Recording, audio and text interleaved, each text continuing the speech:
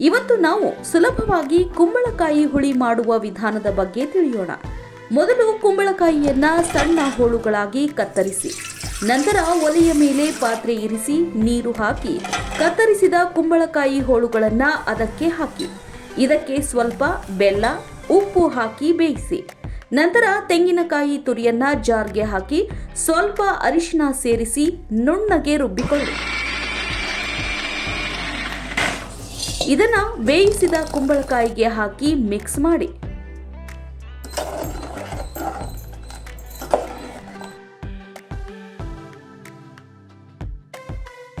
ನಂತರ ಮಜ್ಜಿಗೆಯನ್ನ ಕುಂಬಳಕಾಯಿಗೆ ಸೇರಿಸಿ.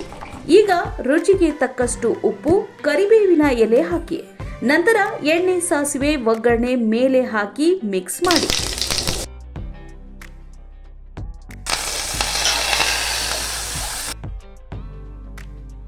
ನಂತರ ಕೊತ್ತಂಬರಿ ಸೊಪ್ಪನ್ನ ಹಾಕಿ. ಇಷ್ಟೇ, ಈಗ ರುಚಿಯಾದ ಕುಂಬಳಕಾಯಿ ಹುಳಿ ರೆಡಿ.